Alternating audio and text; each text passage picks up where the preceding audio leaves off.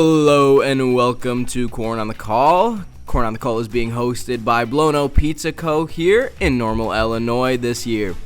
Today we have a few things to talk about. It's All-Star weekend here for the MLB, but here in Normal we're going to be talking about our All-Star type of lineup for the CornBelters and our best possible lineup that we could come up with. We're your hosts, Meagan Ruger-Smith, Blake Borgardt, and Braden Fogerson.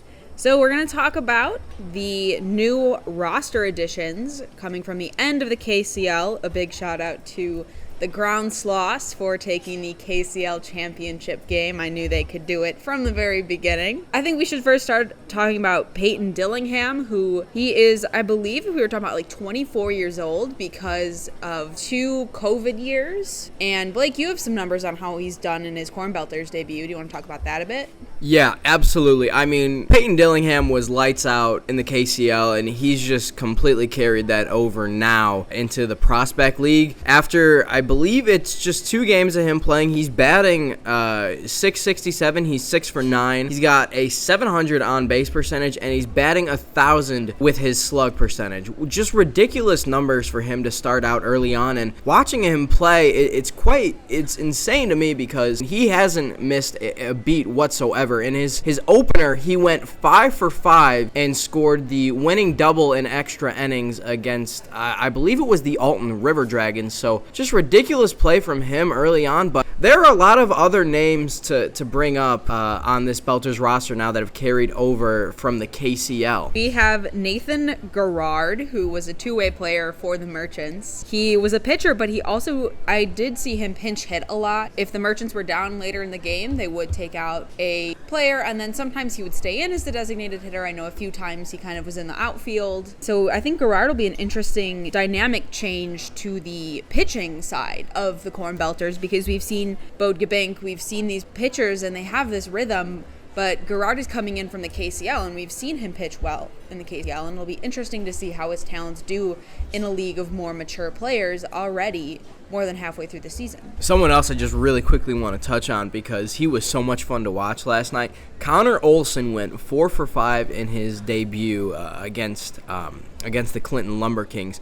He was lights out. He was patient with his bat, and when the proper pitches came to him, he was able to make contact with those and drive them deep in the gaps over in right and center field. So he looked absolutely lights out, and he was definitely one of the stars for last night's game that really put it together and helped the Belters mount another comeback victory against the Lumber Kings this season. I would like to put my sights on Joey Hagan because he has been a regular starter in the KCL. He's got a lot of experience throughout the year. I've not been able to really pay attention to really most of the stats for the KCL. It just seems most of the players kind of mesh together other than whether I saw them take at bats a lot or not.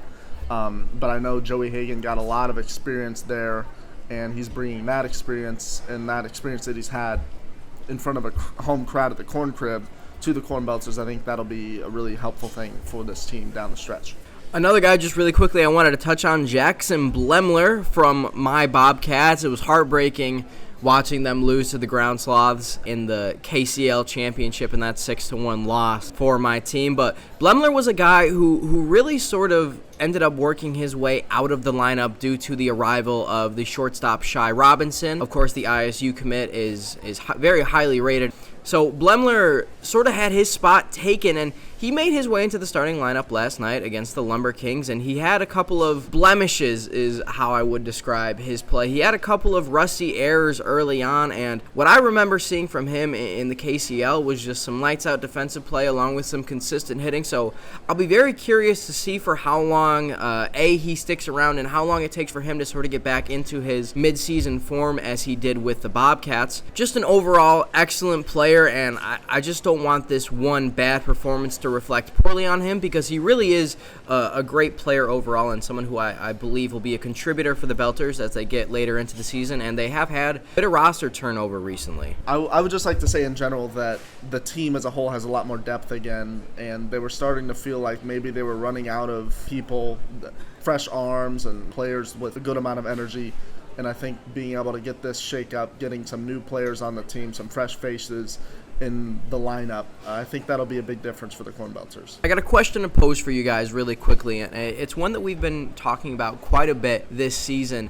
This roster turnover that the Belters are having later in the season, losing guys like Jared Comia, Jeremy Figueroa. I know Luke Olson has been gone for a while now. There's been a lot of roster turnover on this team recently, and there's been a lot of new players that are going to come in, new faces, although we do still have some familiar ones sticking around for the time being. How hard do you think it is to create team chemistry this late in the season where every other team has really had the entirety of the season build up their chemistry and there hasn't been a lot of turnover for these teams? How hard do you think it is to create this chemistry later on? And if you're head manager Andy Turner and Coach Hawkins, how hard do you think it is to build out these lineups and it's like you're with a completely new team all over again? It really depends on the new players coming in. A few of them are from the KCL, so they already are familiar with the Corn Crib, familiar with some of the other players that I know, Hagan and Dillingham, they played with each other on the field. It just depends on how the core of the team, like I know Chatterton is still there and Gabink,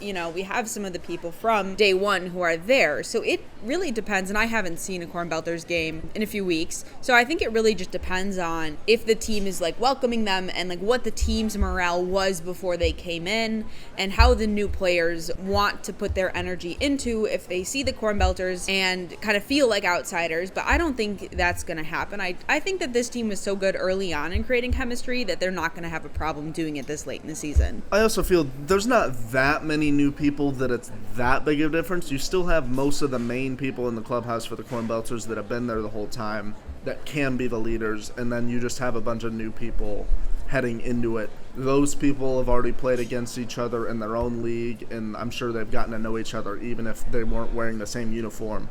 And now that they're going to be teaming up, you're going to have the people that have already been on the CornBelters that know each other well and the people that have played against each other and gotten to know each other throughout the KCL. It's just two completely different groups, but it is, a group that I don't think will take that much changing in order to make the adjustment. I will say that I think that you guys both make some great points there, and I also think that although there has been a lot of roster turnover, I think the key contributors to the culture in that clubhouse still are remaining. When we talked with Coach Turner and Coach Hawkins, they talked about a guy like Cy Kerber, and they talked about how he was one of those guys on the team who really is one of the funnier guys, one of the guys who's always walking around talking with his teammates and building team chemistry. So I think when you have guys like him sticking around, you've got guys like Jackson Chatterton still in the clubhouse, Peyton Meredith, and I could keep going on and on about these guys that I've seen actively walking up and down the dugout area during the middle of innings and just getting their guys ready to go back out and play. I think that having them around still is absolutely huge, and I think that there will definitely be a little bit of a stumble in the play for the Belters maybe early on, but after a while I think it'll be seamless transition. So before we put together our dream CornBelters all-star lineup, there was a corny sighting amongst the broadcast interns. Blake, do you want to talk a little bit about what your experience was like as the first of us to be corny? So I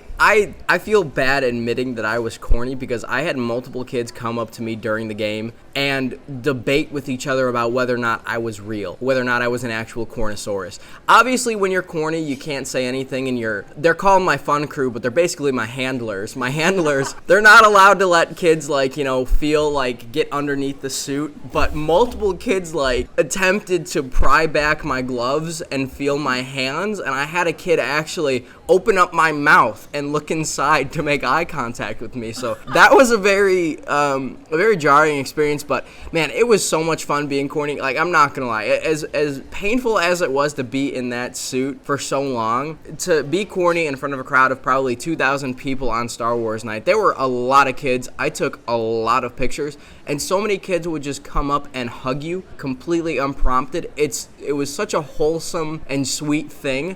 I'm not a big kids guy, I'm not gonna lie, but that night made me question some things. So it was fun. It was a lot of fun, and I don't think I would ever do it again, but I'm very happy for the memories that I made, and I really need to get some pictures of myself just being corny because there were some really, really great moments that I remember and I had. But I wouldn't recommend it to the average person. It's definitely a little taxing, especially and I think it was 80% humidity. It was painful in that suit, and I can tell you that it was completely soaking wet in there, and it was not from the duct tape.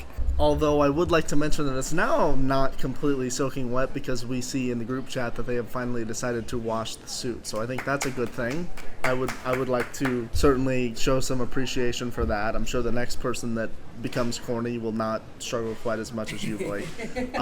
Honestly, I don't know whether I'm going to be corny or not. I haven't really been looking forward to it necessarily, but I know that it is an important part of sports, and an important part of getting kids into the baseball game is that they can be able to focus on, during the time that they don't understand the game yet, that they can still have fun and associate baseball with having a fun time and being able to have a good mascot that can create a fun experience and, let you look down its mouth to see the face. And, that's a good experience for the kids.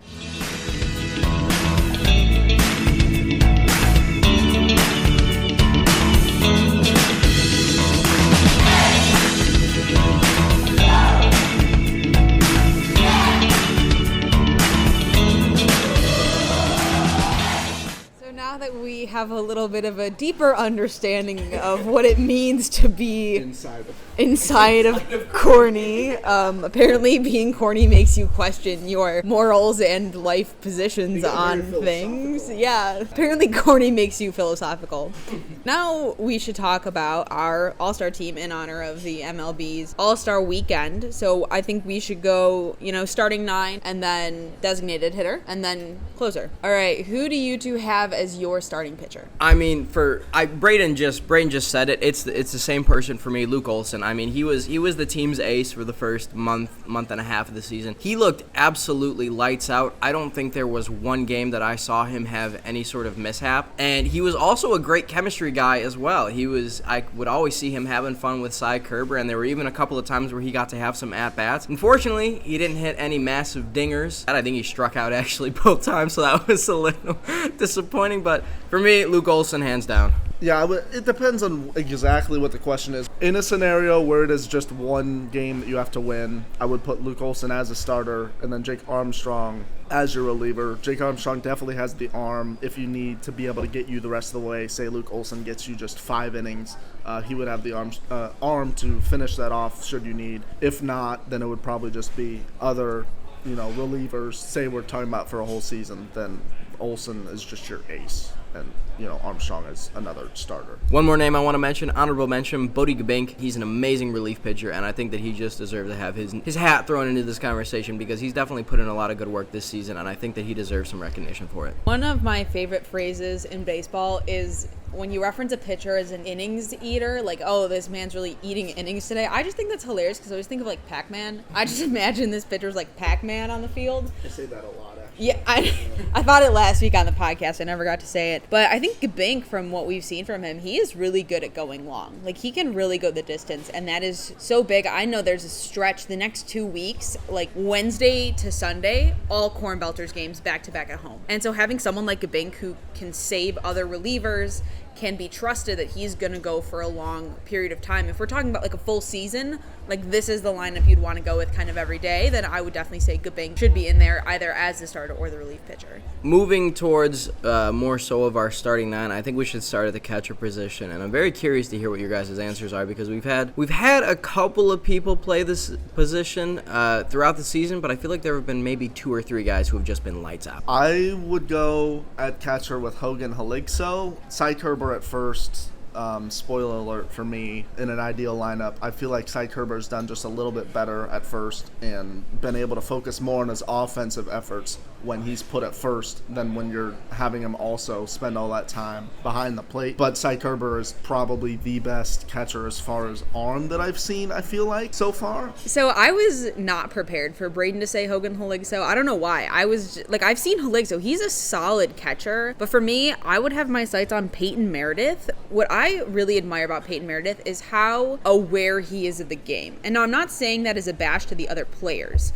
Braden forgot Peyton Meredith existed. Okay, but I'll still give my vote to Haligso because he deserves his name. Just for fun. Yeah. So Peyton Meredith is so aware of what's happening is he's able to, of course, focus on the pitcher and, give the signal and be prepared for whatever the pitcher's going to throw. But he knows exactly what the runner is doing on first. He has such a good eye for if the runner is taking a little bit too much of a lead off. I think Meredith is one of the only catchers I've seen in the league actually do a pickoff attempt first from home plate.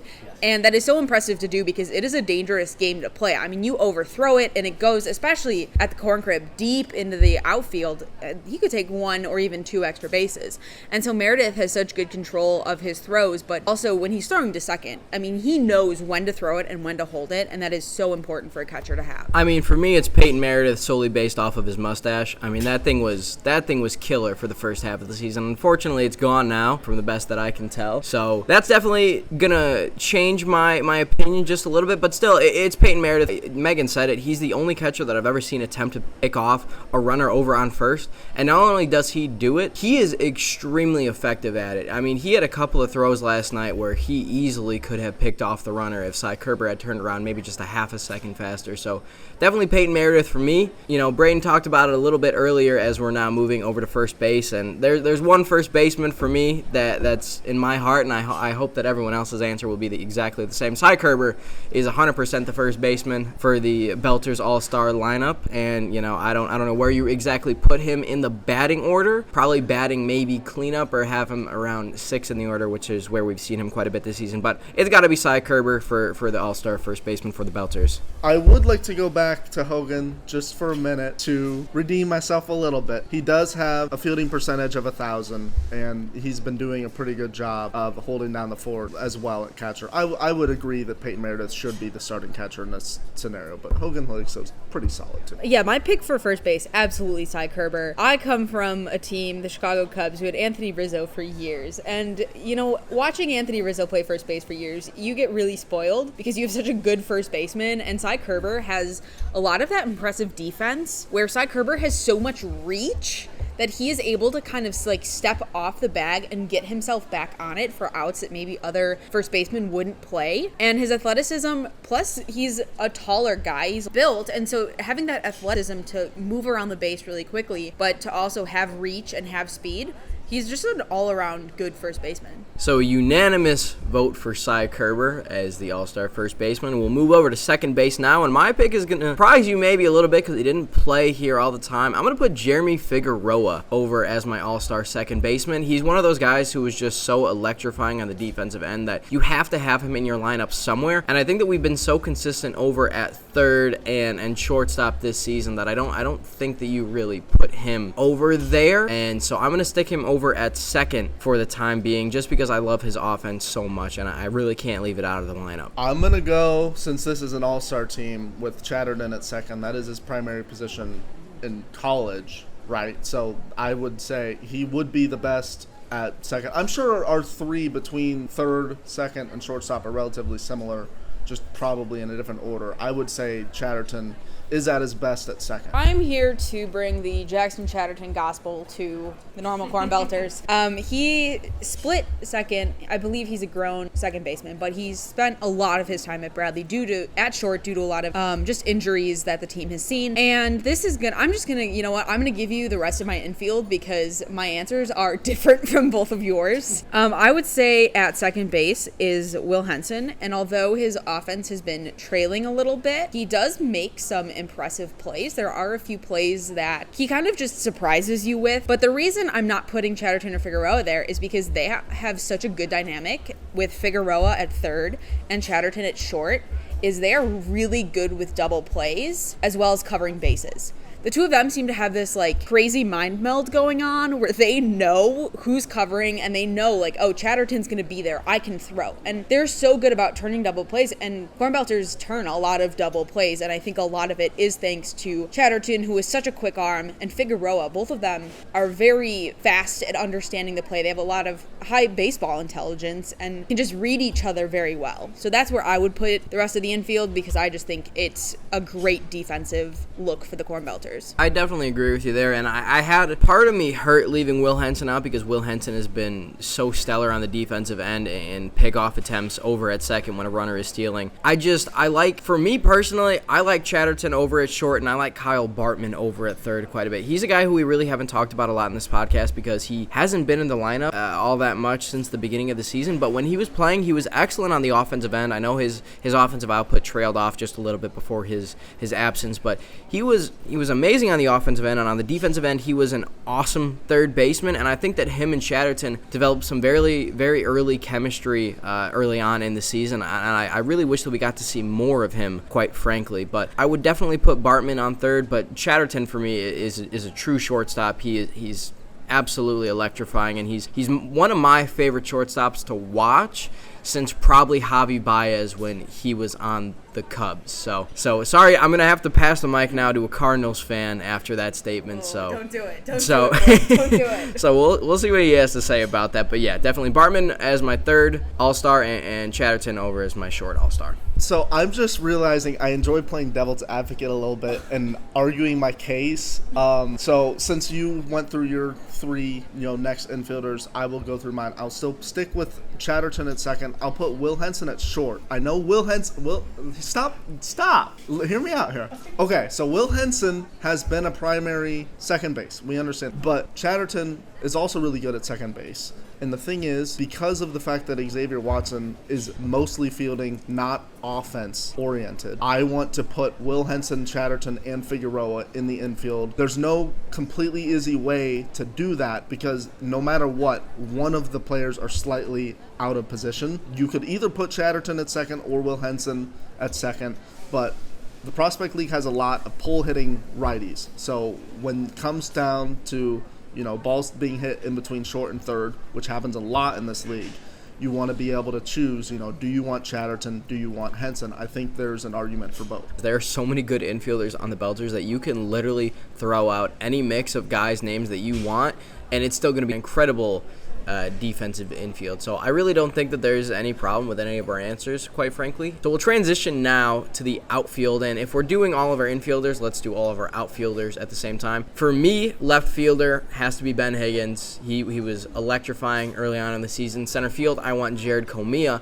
And over in right field, this might be a bit of a shocker. I want Wilson Zuck. I think Wilson Zuck is a slept-on player for the Belters. I don't think that he's had quite a lot of play time for them, and I don't think he's had enough time to show what he really is capable of. But when he is out there, he's stellar in the outfield, and all the times that I've got to watch him play offensively, he always has a decent enough output to make him viable as a right fielder. I think that is definitely a rotation that when you said that, I definitely did not disagree with any of that. I think that is a good outfield for consistency.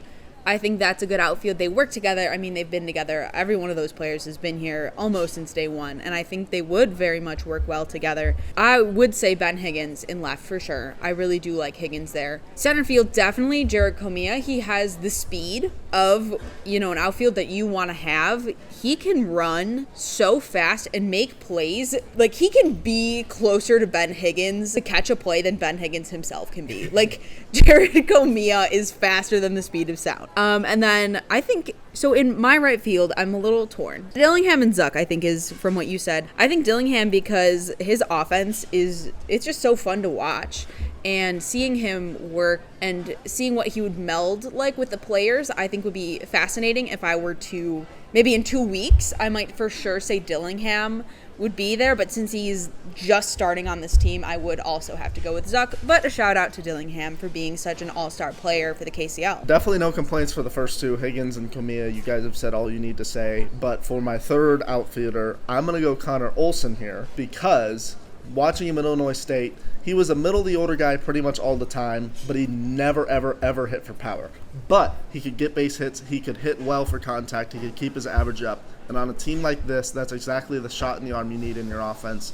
The CornBelters have been struggling in average lately. They've been struggling in their ability to get hits. And to be able to have a guy that is a super-duper senior and coming in knowing how to hit for contact and never trying to do too much at the plate, just trying to get your pitches that you're looking for and just hit them right up the middle, try and find a gap, try and find a hole. That's what you need for this offense heading down the stretch. The only reason I didn't have Connor Olson in my lineup is solely Connor Olson or Peyton Dillingham, might I add, is solely just because they've played only 1 or 2 games apiece. for the Belters. But, I mean, you said it. Connor Olson is just an absolutely electrifying hitter in the middle of your lineup that you put him there to get your team in line for some rallies, and you get him on base for your power hitters to hopefully clean him up and send him home. The thing I'd like to add about Olson is he fits well into this lineup. This team does not hit for power. They do not try to hit for power. There's a few guys that can on occasion do it, and now that we've seen them hit for home runs, we come up and see them come up to plate and think, yes, this guy can hit a home run. But for the most part, this CornBelters lineup runs based off the idea that they are going for either contact or trying to get on base with a walk. And so more players like that on this CornBelters lineup is only a good thing for them. So this is not on the topic that we've been talking about, but this is a thought that's kind of been swirling around my mind. I think on this podcast we were notorious for the 2-versus-1 ISU against Bradley. And I think, this whole season, there are so many, and this is both terrifying yet exciting for me as a Bradley, sports comm student, is seeing Shy Robinson and all of these ISU commits coming into the KCL and just tearing it up. And so I'm excited to see what happens, just for those of you that are aware of the Missouri Valley Conference with Dallas Baptist leaving the powerhouse of the MVC. And I think it'll be interesting because, of course, Travis Lutz is going to be playing for Bradley, and it'll be interesting to see because he's a pitcher. His offense was unparalleled in the KCL, and I just think it'll be interesting that, just to connect it back, is these players play for the CornBelters, play for the KCL, and are going to take these skills from each other and take the chemistry that they've had, where like Shy Robinson is going to know Travis Lutz, and it'll just be very interesting to see how it turns out. And I am, I'm going to say it right now, I'm championing Bradley for this year in the MVC. We'll see what happens, but I'm excited. I think it'll be a good year for, all around, like, the Illinois part of the MVC, with all of these players that played in the KCL and that played in the Prospect League. I mean, you're talking about the Illinois State and Bradley baseball seasons. I'm thinking about how stacked this Belters team is going to be next year when Shy Robinson and Travis Lutz are playing on the same team. There's a very good chance that these two guys, they don't exactly start their first season. There's a chance that they'll see some playing time, but they're definitely going to need to play some tune-up ball during the summer if they hope to hone some of their skills as they head to school coming 2023 fall. Yeah, that's crazy to think of, but they're definitely going to need a place where they can hone their skills. And I think as they were playing in the Corn Crib all this summer, there's going to be a very high chance that they return. So there will be a lot of these guys who played against each other in the KCL that return, and they make for an incredibly stacked CornBelters roster. Thank you so much for tuning into this week's episode of Corn on the Call, graciously being hosted by Blono Pizza Co. We are in the NBA Jam Room every Tuesday from 12 to 1, so please swing by and feel free to talk with us a little bit about the Normal CornBelters and your feelings and how you thought Corny was on Star Wars night. I'd be very happy to hear your feedback about that. Thank you so much for listening to today's little all-star tip of the cap. We talked about our all-stars for the CornBelters. We talked about new roster additions and a little bit about the KCL and the future of the CornBelters. We've been your hosts, Braden Fogerson, Blake Borgardt, and Meagan Ruger-Smith. And I would also like to add that this podcast, how many people or how many downloads do we have on this podcast now? I feel like we're reaching a milestone, aren't we? We are almost at 100. Yeah, we're almost at 100 downloads, so make sure you tell your friends, tell your mom, tell your grandma, anything you can do. We've really loved being able to do this, and we love being able to get more and more people to know all about how this CornBelter team's doing this year. Catch us next week on Corn on the Call.